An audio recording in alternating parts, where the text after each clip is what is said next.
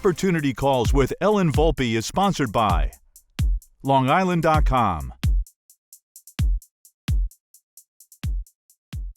This is Opportunity Calls, and I'm Bob Mittleman sitting in for Ellen Volpe. Today I'm joined by Beth Hanlon of the Hanlon Allstate Agency. Beth, thank you so much for joining me today. Oh, it's my pleasure, Bob. Thanks so much for the opportunity. So before we get started, a quick story. The Allstate name is synonymous with being in good hands, correct, Beth? No, that's true. Absolutely. About a year and a half ago, I was driving to a meeting in Riverhead. It was about 7:30 in the morning, and I got a flat tire. I immediately called up Beth, and she said, I have a name of a tow company that you can reach out to. So I called up the tow truck company, and they said to me it would take about 2 to 2.5 hours to get someone out there. I said, well, I don't know if I mentioned this, but Beth Hanlon referred you to me. They said, we'll see you in a half hour. So they got there within a half hour. I went to my meeting. The meeting ended around 10 o'clock. I now need a new tire. I said to Beth, I need a tire company. She said, call up this company. I called the company up. Same thing. Sir, we have a long wait today. For whatever reason, it's been a crazy day, 2 to 3 hour wait. Can you handle that? I said, yeah, sure. But I just want to let you know that Beth Hanlon, I don't mention this or not, referred you to me.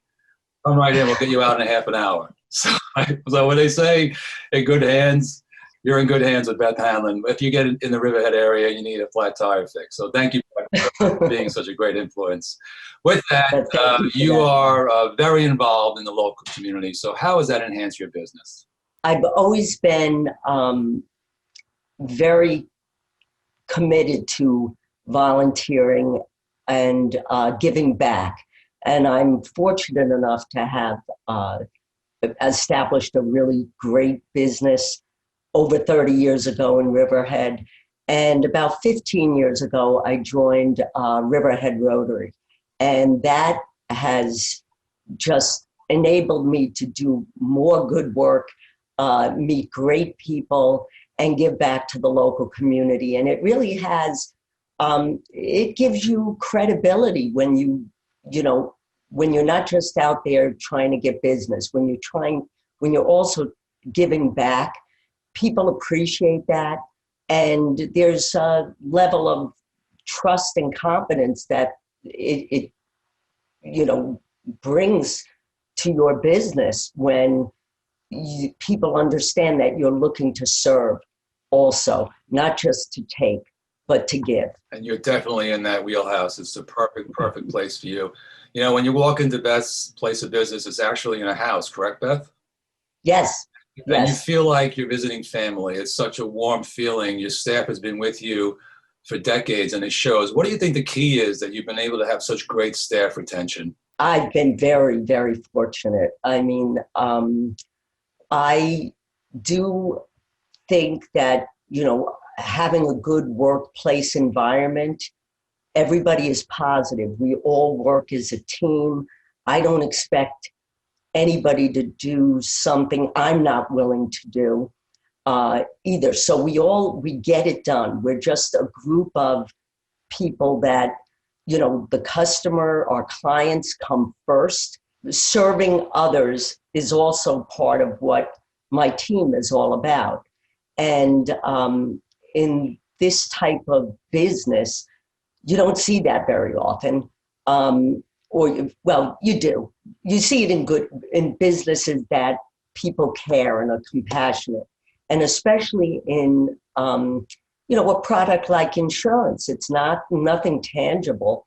So it's, the promise that we will be there, the promise that we'll be responsive, that we're available, that we put your needs first. And my team embodies that. For those that don't know, as a fellow Rotarian myself, the Rotary motto is service above self. And for you to say that, I actually got goosebumps because it kind of aligns with you so beautifully. It's awesome. So, Beth, we're in this pandemic. It's been going on for quite a while now. What has the Hanlon Agency done differently during this time? And what do you think you'll either continue or not continue to do moving forward? I've never embraced technology to the extent that I should. My husband calls me the techno queen because I'm exactly the opposite of that. So I've been getting much more proficient at things. I'm on Zoom calls all the time, and I'm getting comfortable with that. One of the things I started doing more is I'm more active on social media. I actually hired a company to help me because that's just one of the things I realized. I like it. I can do it. I don't do it consistently. So, realizing what skill sets I have or people in my agency have and what we don't, and realizing that, hey, let's hire somebody that this is all they do.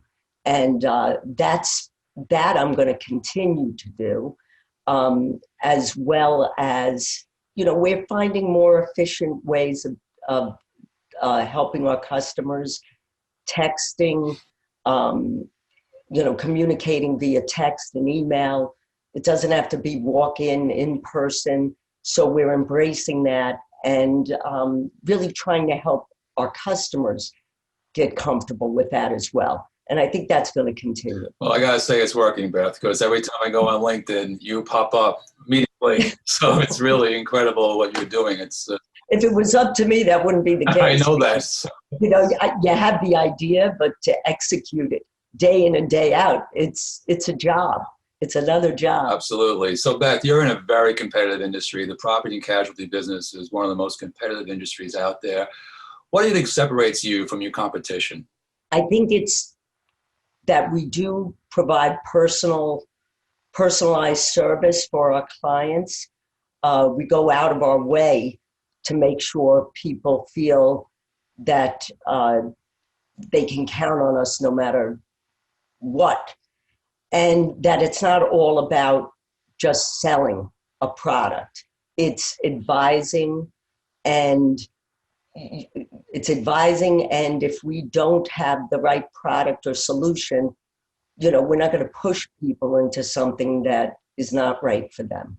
I love that. That's really, really great. You're a trusted advisor is what you are, and that's really phenomenal. Thank you. Beth, final question. You've been an ABA member for quite a while. How has it affected you professionally and perhaps personally? It's such a wonderful group of people. It has connected me to so many opportunities. Everybody's looking forward. Everybody looks to help. So it's just so in line with how I think business should be. It's not, oh, I need a referral from you, or you've got to send a referral to me. It's we discuss our business, we get ideas, exchange, brainstorm. But it's helped me become a resource to my customers, because if they need a mortgage, or they need their roof fixed, or an attorney, when they email me or text me, or we're in a conversation, I know I can refer this person with confidence because I know them and trust them, and trust that they run their businesses and treat their clients the way I do. So that's what I love about ABA. And I've met, just made some really good, lasting friendships. Beth Hanlon of the Hanlon All Estate Agency, thank you so much for coming today. Thank you so much for having me. It was a pleasure. Opportunity Calls with Ellen Volpe is presented by ABA, American Business Associates.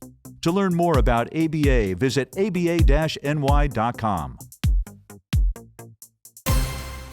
I'm Bob Mittleman, sitting in for Ellen Volpe today, and I'm joined by Vincent Malizia of the A1 Group. Vincent, thank you so much for coming. Thanks for having me, Bob. Let's get rolling with a very difficult question, Vincent. You ready? Yes. Tell us a little bit about yourself. Well, I grew up in Mount Sinai, New York, one of 5. I have 2 brothers and 2 sisters. I married my high school sweetheart, Danielle. We have 3 beautiful little girls together, Sienna 4, Talia 2, and Danielle 9 months. So we are quite busy, to say the least.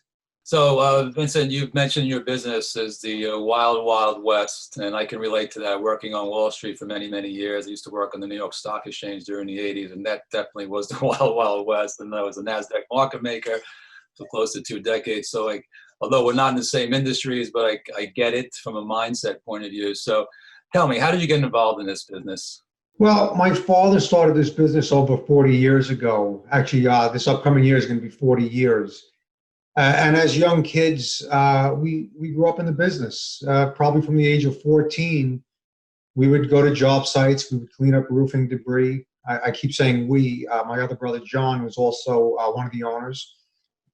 And as little kids, we loved going to, work with the guys, make money. And as time went on, we worked our way up the ladder and eventually went from helpers to roof mechanics, foremen, salesmen, and then operations, and now owners of the company. Probably the best way to learn is hands-on. That's where we really learned the business. We spent most of our summers working on a roof. Graduated college, and we came back with a vision. We wanted to really grow the company.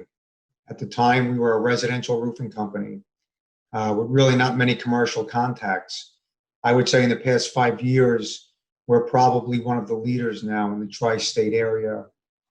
We have some large accounts such as Citibank, Capital One, Bank of America, Simon Malls, Tanger Outlets, Macy's, and the Regal Cinemas, just to name a few. You've had such, and I know you personally and professionally, tremendous growth in the last few years. What do you attribute that to? Well, one of the things my father always instilled in us was doing the right thing. If you said you were going to do a job a certain way, you did the job that way. It didn't matter if halfway through the job you realized you were going to lose your shirt on the job. That wasn't important. What was important was doing what you said you were going to do. And that was something he really made a point to get across to us. And that's why our core values now are integrity, trust, and tradition. And, we really feel that we are successful because we want to treat people the right way. We want to do the right job. In business, we're all in business to make money, right? But one of the things with us is we want to make a difference. We want to change the whole thought of a roofer, a contractor, where they take a deposit and don't come back, or you have a leak and they don't show up. We want to change that. We want to let people know that we're good people. We're going to do the right thing. We're going to stand behind our workmanship, and we really care. We're not here just to make a quick buck. We want to change people's lives. So what do you think separates you from your competition? I think what separates us is no matter if you're a helper here, if you're an accountant, if you're a salesman, if you're a mechanic, everyone's treated the same way here. We treat everyone fairly. We try to provide our staff with a really great workplace. We try to do a lot of fun events with Christmas parties and company retreats. And we sent, a few weeks ago, we sent Mr. Softy to all the job sites. We want people to have fun. We don't want this just to be another job, just coming in to get a paycheck. We want this to be a career move for you. I think that's one of the biggest differences. We truly care about our employees. Vincent, I love that. I'm very much into the experience from the owner to down to the working with your clients, and I think that's awesome. And it speaks a lot about you and your company.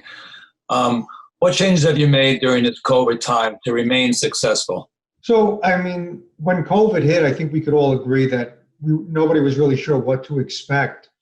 In a very short amount of time, we had to get our staff up and running at home with computers, phones. And at the same time, we had to get our guys in the field set up to be working safely where we can still help those in need. We were considered an essential worker.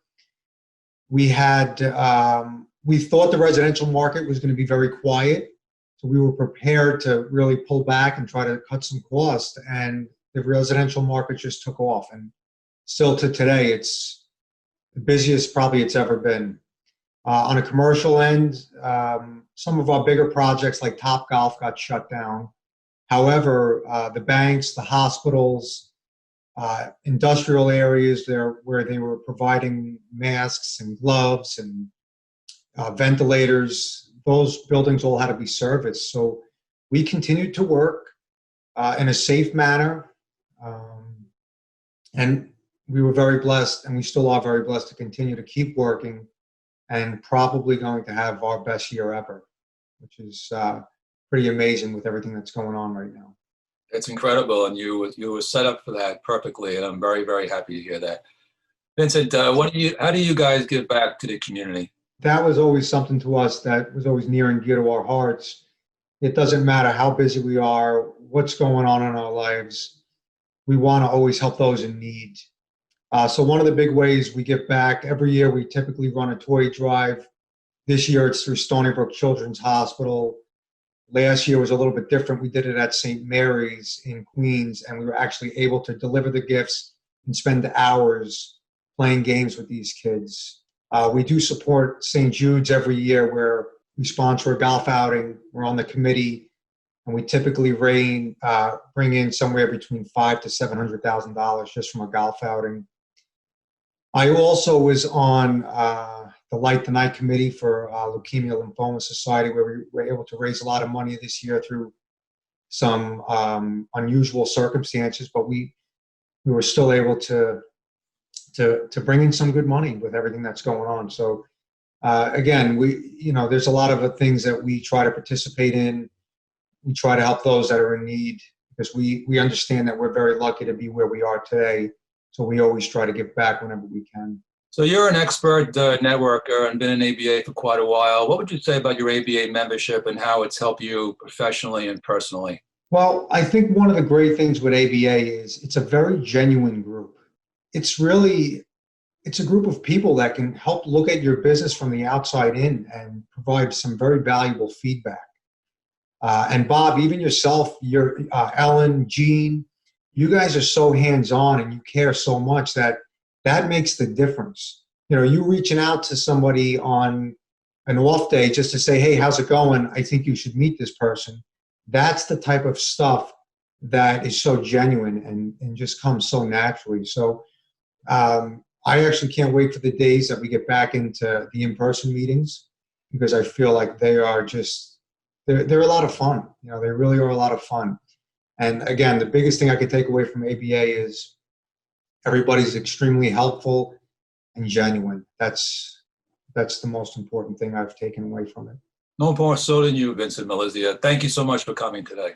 Thanks for having me. I appreciate it.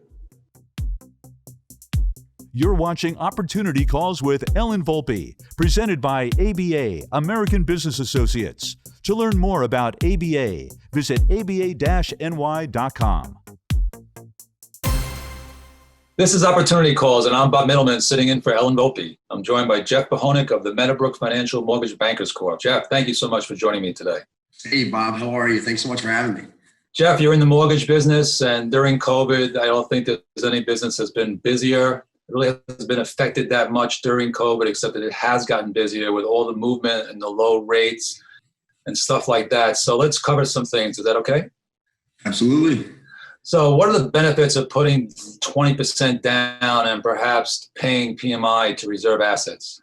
Right now, there's a huge first-time home buyer boom, and there's a lot of people that are very qualified on a monthly income basis, but they don't have a bunch of assets available. And a lot of times, with credit scores being higher than they've been in history statistically, a lot of mortgage insurance companies are prorating their mortgage insurance premiums based off of credit score and a couple other parameters, but it can be very affordable. So, a lot of people that have this omen against not putting 20% down because PMI is the devil, it's just not the case anymore. A lot of people, you can take these 5% down programs and you can pay $100 a month and you don't have to save up $80,000 to buy a house. And especially with increasing values on homes in the area, a lot of times that PMI is falling off between 3 and 5 years anyway. So financially, it can be very beneficial to speak to somebody who knows those ins and outs and give you good advice to really, make an educated decision and not listen to the old, red flags of the past. So Jeff, what are some of the valuable exemptions, we'll say, for first-time home buyers? There's a couple of things. So being out on the East End, I'm out in East Mauritius. I do a lot of East End lending, and there's 5 townships out here that outside east of Brookhaven, the township of Brookhaven, that require a Behounek Bay land tax. And it's a very hefty expense. So there's a little bit of a formula that goes into it based off of the sales price of the home, and there's a percentage that's taken off of that. But it's an additional closing cost on top of everything else. And a lot of people don't realize that there's an exemption form for first-time home buyers where they can wipe that out. There's some other ones that are through like a Long Island Housing Partnership, things like that you can qualify for on your own. It's outside of the actual lender. Yeah, you could Google first-time home buyer exemptions. There's a couple ones that come up pretty quickly. Behounek Bay is a really big one that if you're buying on the East End, definitely look that up or inquire with a lender on the East End. Jeff, what I love is that you're not just a mortgage person, you're an educator. And I think, helping people out in these times, and I didn't know that. So that's great information. Thank you. Changes during COVID regarding underwriting guidelines and stuff like that. There's been a lot of moving parts with that side of the industry. The biggest one is for self-employed clientele. There have been massive changes in the underwriting for people that fall within that sector. So biggest is now they're requiring audited P&L and balance sheets. So the CPA actually has to get involved thoroughly, analyzing bank statements, doing cash flow analysis. The underwriters doing their own cash flow analysis. We're not just going off of a 2-year income average, which is what was done previously in the past for the past 2 years of tax returns. So they're actually looking at bank statements, looking at deposits, making sure it's matching up to what the CPAs have on these P&Ls and balance sheets. And then on top of that, they also want to see future contracts provided to see that work is still continuing after these deposits are made, that they have work in the pipeline, not just, taking their word for it, so to speak. So that's a big one. A lot of the verifications have to be renewed a lot sooner. So some things that used to be are valid for 30 days are now having to be done every 10 days. Pay stubs are only valid for 10 days. Verifications of employment are being done multiple times prior to closing to make sure there haven't been any changes to employment. So it's been a lot of ups and downs. It's been a roller coaster, but I guess under the circumstances, that's all you can do. We're all kind of going through this together. It's all uncharted territory. So that's a couple of things that we've been going through, but we've been tackling it pretty well, and people seem to be understanding of it. So it hasn't really caused any major issues, and things have been working out for the most part, thank God. So. Jeff, you've been doing this a while. What's your prediction? I know it's just a prediction, but where do you see rates going? They're going to be here for at least another year. Everybody across the board, from Fannie Mae to actual big bank investing, forecasting with Wells Fargo and Chase, all the people are saying that national average is going to be definitely around 3% until the end of 2021. So for anybody that didn't buy or refinance, you're still going to have a shot for a while. Don't wait too long, but the rates are going to stay in the high 2s, low 3s for at least another year. A couple people are actually saying until 2022. They think 2 years is going to be a 3% prediction. I had a couple of articles that I was doing some research on earlier, and Fannie Mae and Freddie Mac think 3% is a very healthy average till the end of 2022. The Mortgage Banking Association does not. They think that it's going to be somewhere in the 3.5 to 3.875 range, looking at a 2-year model. But coming full circle, they're still going to stay relatively low for at least another year to 2 years. So we don't have to panic about any type of interest rate hikes anytime soon. Jeff, the forbearance program has been very popular during these COVID times. The companies that have mortgages out there to their clients and the consumers are doing the right thing, right? So where do you see this going once this gets dissolved? Well, defaults are at an all-time high. Even as of July of 2020, so not even halfway through COVID, already 1 in 5 households have already missed mortgage payments. So the forbearances were needed, and they're issuing them through June of 2021. So they're still continuing to issue them, further. I think there is going to be a big wave of foreclosures. I'm not sure if they're going to be issuing like a COVID forgiveness program kind of moving forward. A lot of the forbearance programs were really good because it lets you, you don't have to pay in full once the first payment is reenacted. which was good. You can kind of they'll prorate it over the remaining term of the loan, or build it as like a balloon payment at the end. But there's definitely going to be a lot of discussion through the Federal Housing Administration and, you know, Fannie and Freddie and all of them when it comes time to start and the foreclosure courts reopen, because they're not even open yet. So that, you know, when that stuff all comes to fruition, there's going to be a lot of discussion on what they're going to do with all the people that were in forbearance, the people that are in default. Do we continue with the foreclosure proceeding? Is there a forgiveness issued? It's going to be interesting. I personally don't know. I don't know. What separates you from your competition, Jeff? It's not about the money. It's not about taking advantage of people. It's not about any type of financial gain. I mean, yeah, it's, you know, making money is important. You have to make money to have a living and to, you know, sustain, you know, a well-balanced life. But money is an accessory to me. It's about the customer. It's about how I can better your experience. What services am I providing that are going to make your experience better and set you up to be in a better position moving forward, especially when you buy a house. It's probably the biggest financial purchase anybody will ever make in their entire life. And their, you know, well-being should be the number one thing at the forefront of everything from the first step. And that's always my game plan. That's always the way that I've handled it from the beginning. That's my first thought process. And that's just how I am. Do unto others. Jeff, I love that. And you know, I'm all about the experience, Jeff. And Jeff Behounek is one of those people that he's not about the dollar. He's about doing the right thing by the client and making sure they're set up. It's not about making the sale. And I think that's so critical, particularly with a mortgage, particularly with a home purchase or a refi for that matter. It's a high pressure situation. So kudos to you, my friend. Jeff, how has your ABA membership affected you both professionally and personally? Good question. Well, ABA, I think, has been one of the best business decisions that I've made all of 2020. Bob, you know, I really appreciate how you kind of took me under your wing, a little bit of a mentorship. We had some really great meetings early on. You gave me some great pointers on areas that I was lacking in terms of follow-up and who I should be going after for different referral sources and the type of people that I was going after and the people that I wasn't even think of that could be huge, that could add huge value to the business that I'm building. So from a business side, and personally, that kind of was overlapping. I think it was an amazing decision from the beginning. I have no regrets. I'm still excited. It's still engaging. Every time we have a meeting, you learn something. You meet somebody new. They bring in a different party that might add whatever resources to the group as a whole. It really acts as a friend group and a business group. It's not just something you show up to and have a bagel and a coffee and say, "Hi, my name's Jeff from Meadowbrook.